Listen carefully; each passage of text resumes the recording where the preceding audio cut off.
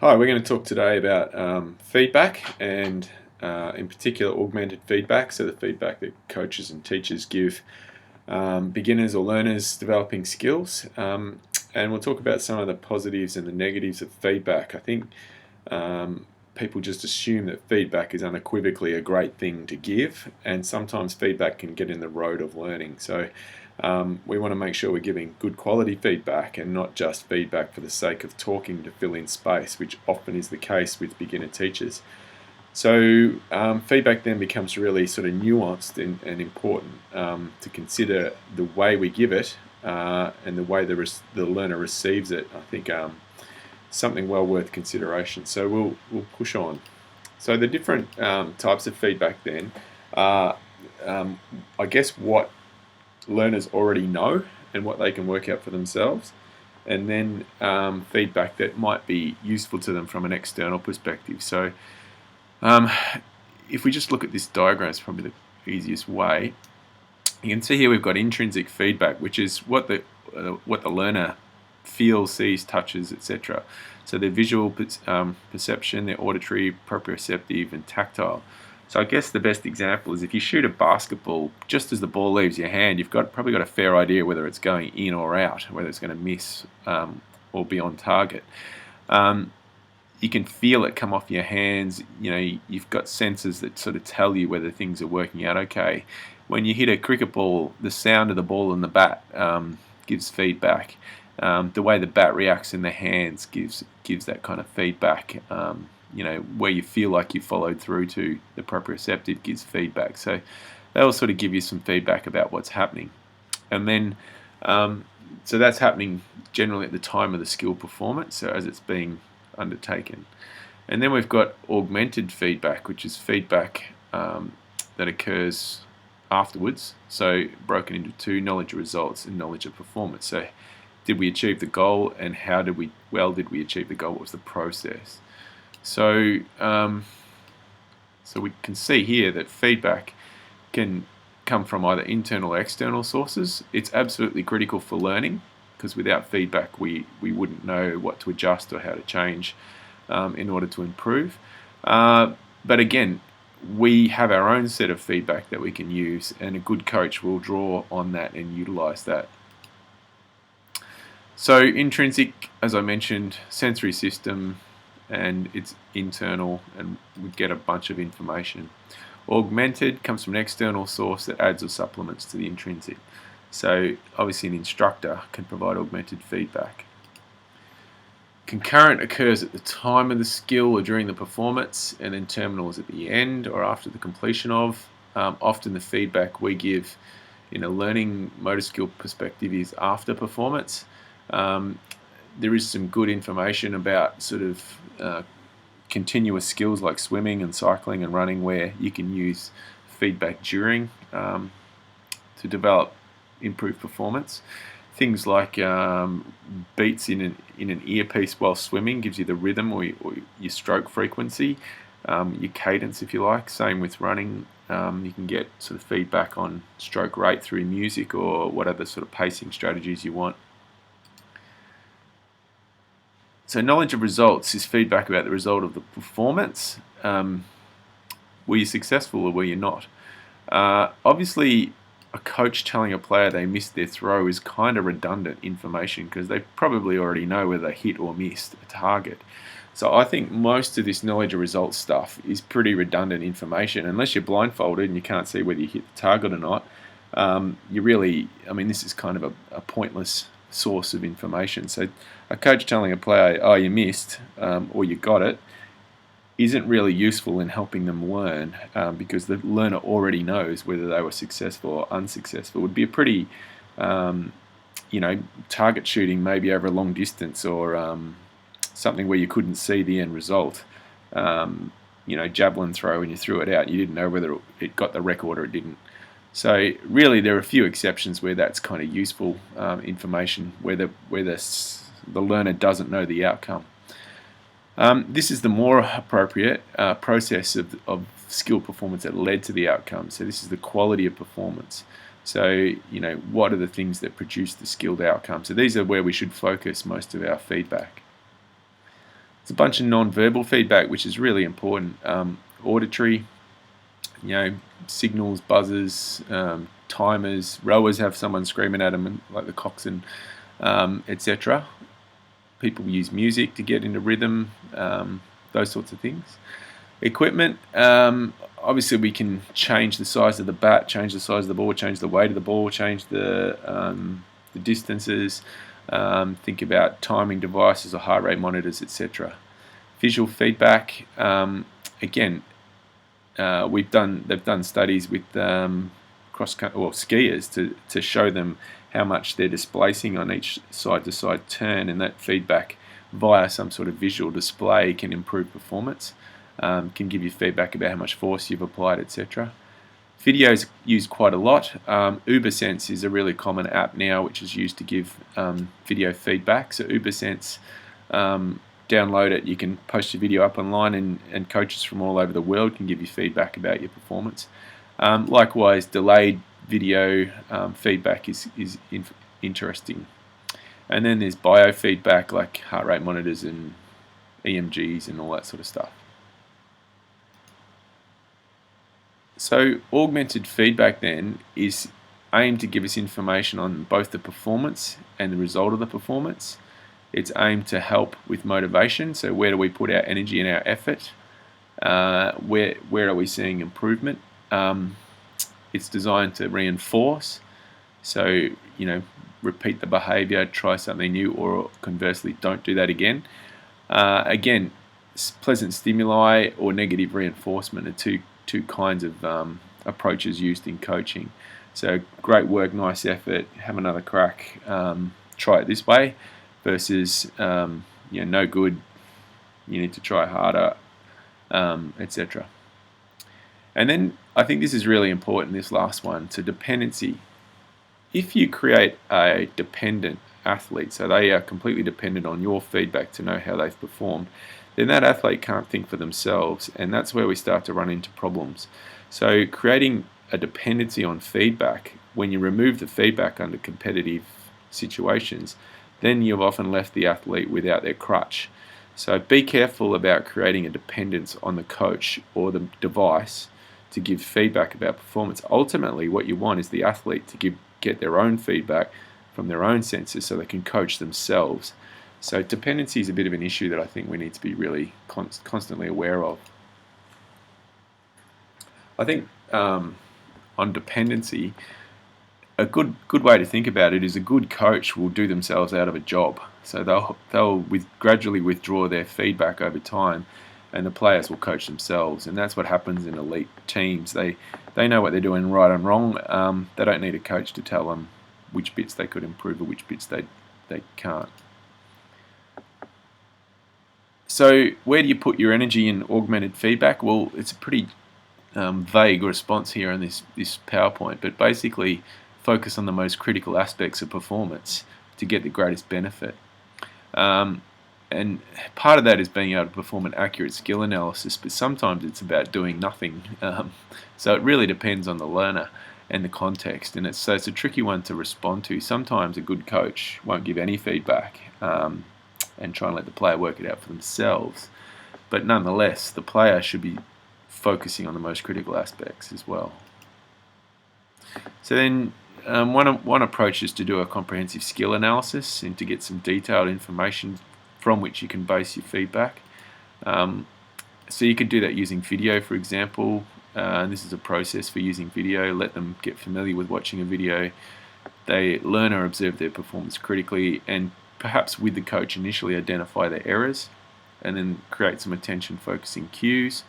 They then go about a process of error correction and develop their strategies for doing that. And ideally put that in the hands of the learner, so let them problem solve, so they're thinking about the ways they can correct their own errors rather than the coach taking on that role and creating dependency. And therefore you'll get independence, which is ultimately the aim, as I mentioned earlier. Again, this could be the athlete, so the you will need to might be more about what the athlete needs to rather than the coach. So I think often we see this and go, oh, the coach needs to decide on content. But if an athlete can see their own performance, they can decide on what they think needs improvement. and coach themselves. That's the ultimate aim. This is an interesting way to think about feedback. So we'll just have a quick look at this. So knowledge of results and knowledge of performance. So about the outcome of the movement or the process, we would probably want to focus on process, and rather than saying your kick missed the goal, which is pretty obvious, focusing on why the kick missed the goal is something that is more useful and less likely to be picked up by the player. Descriptive versus prescriptive. Again, here we want to think about, should we tell the learner they did not give enough with the ball and that is why they dropped the arms, or tell the learner to work on bringing their arms back? So which part of that do we want to focus on, and how will that improve performance? Do we want to do it as it's happening, or do we want to do it afterwards? Do we want to do it in line with the session, in the session goals, or do we tell them about something we're not really focusing on? Do we give them correct or incorrect feedback? So should we tell the learner they got their feet in the right position for the shot, or they did not use their arm enough? So which one do we focus on, the good bit or the bad bit? Obviously both of those have got merit. Should we tell the learner about their arm and be really precise about it? Does the learner really know what 15 degrees or less is? Do they think in terms of 15 degrees? Do we give general feedback or specific feedback? I think a lot of us give lots of general feedback. Good job, well done, excellent, nice stuff. And really that information is quite redundant and can be even patronising if the athlete doesn't think they agree with your assessment. So again, specific stuff is probably more useful. And then should we tell a learner to keep their head down over the ball if you're not sure this is actually a movement error? So do we give them feedback about stuff we're not even aware of? And I think surprisingly this happens quite a lot because we just don't know what else to say. So coaches make something up and stick it in there and hope it sticks, or hope it does something, just from even from the idea they feel like they're doing some coaching.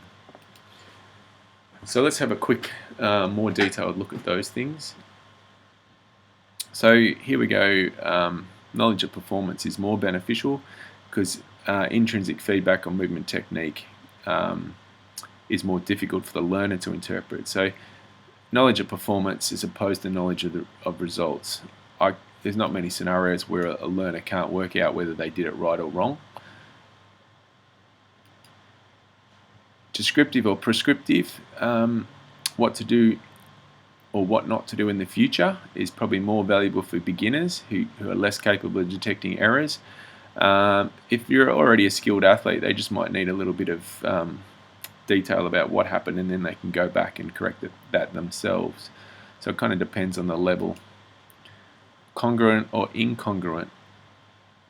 So this one, does it relate to the objectives or what they've been instructed to focus on, or is it information that is not related to the objectives? Again, it depends how significant it is. Obviously you want it to be as congruent as much as possible, but if you find there is something else that's relevant or important and it's going to change things significantly, then you might want to push into a new space. But I guess the message here is that just don't try and cover everything all the time about everything, all aspects of skill performance, because ultimately you just end up with a confused and muddled kind of message. So have a focus for your session and try and reinforce things around that focus. Do you focus on the error they made or on the bits they got right? So it depends. Obviously you learn from your mistakes. So feedback about errors that talks about what to do is reasonably important. So probably a balance, and you don't want to be too negative, always focusing on the negative. So a lot of the texts think you should be some sort of ratio, 3-to-1, 4-to-1, positive to negative, or sorry, I should say what they're doing well compared to what they could improve.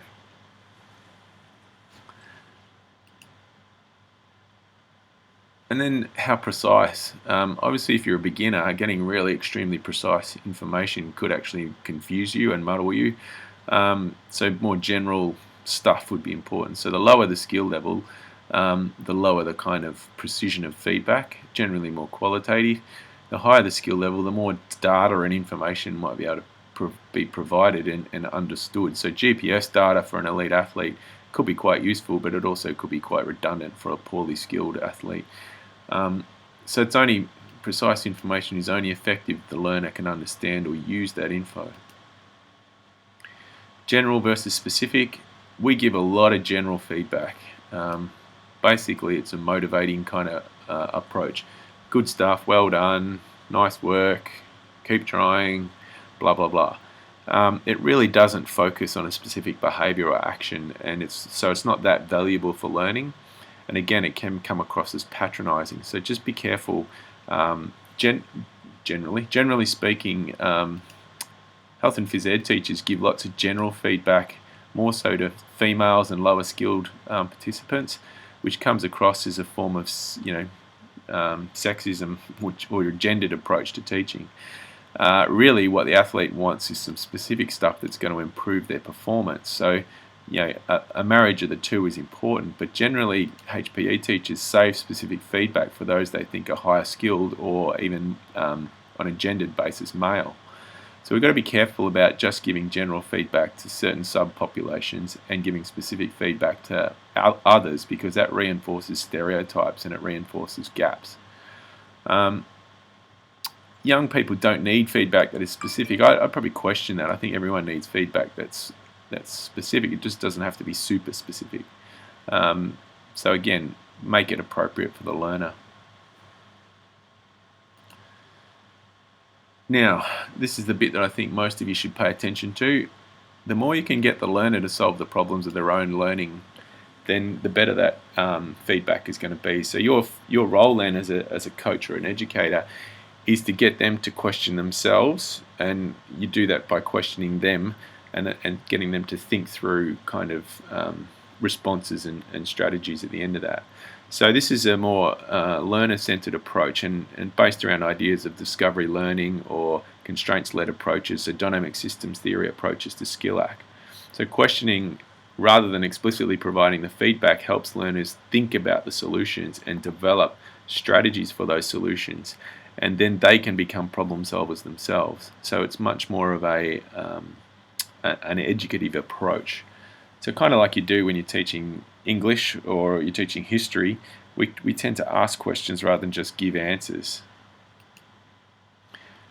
So closed-ended questions, one response, you want to check knowledge and facts, you know the answer, so we do that a lot. We're pretty good at those. We probably need to get a lot better at these. So what are the choices, what are the options we had then, how many ways could we have done that, or what other ways might you have moved or responded, and a bit more of a higher order questioning approach. So I would encourage the use of more divergent questions, but depending on what you're trying to do and what level. You can use things like Bloom's taxonomy to think about lower versus higher order questions. So the higher order questions are much more around analysis and synthesis and evaluation, and they're trying to build and create new knowledge. So again, think about your other educational contexts. Same thing in motor learning. We want to try and push away from facts and ideas or concepts into sort of synthesis and analysis. If you can do that during gameplay, then you're going to have a greater chance of success. Make sure you give enough wait time. One of the things we're often guilty of, we don't wait for a response, which really is when the learner is processing the question and trying to think of the solution in their head. So make sure you give enough wait time. Seek clarification and elaboration. Don't just be happy with the response they give. I see this quite a bit in our teaching, in our lab classes. We shoot a question out there, we get a response, and we go, great, brilliant, and we don't actually re-challenge it or unpack it or elaborate on that response. So I really think this is something we could dramatically improve and get them to develop deeper understandings from their response. So it's about making connections, not just kind of brushing it off. And then I think some of these guidelines are useful. Try and think about the timing of your questions. So natural breaks when something happens. Pause the game. Use a pause point to get a teachable moment in there when you see something. Right, freeze everybody. Be consistent with your signals. Freeze. Everyone knows what to do, so they all freeze. Then you shoot a couple of questions out there. back into the game, go again. So try not to make it artificial too much, but break it up and put some questions in there. And allow activities to run, and then think about redirection if we're making consistent errors. Okay, so feedback. Intrinsic from the performance, extrinsic from outside. Knowledge of performance rather than knowledge of results is most important. I think too much time is spent on that one. Feedback is important for beginners. It should be congruent, but you can diverge if you need to. Focus on correct performance wherever you can to maintain motivation. So positive sort of psychological content. Focus on what they did well rather than what they did wrong more often than not. So that ratio of 3 to 1. Provide information on error, but not all, don't make it your whole focus is just to focus on errors. Qualitative feedback is important when you're younger, and the more detailed, intricate, specific kind of feedback when you get better. Inaccurate feedback's kind of useless, or unless you really wanted to check whether they're on the ball or not. And then questioning, I think, is an approach that we all should get really good at, because questioning encourages the learner to solve their problems, and it teaches them to coach themselves. So allow that to happen, and make sure you give plenty of wait time, and don't fish for the right response and then move on. Unpack it if you can. Okay.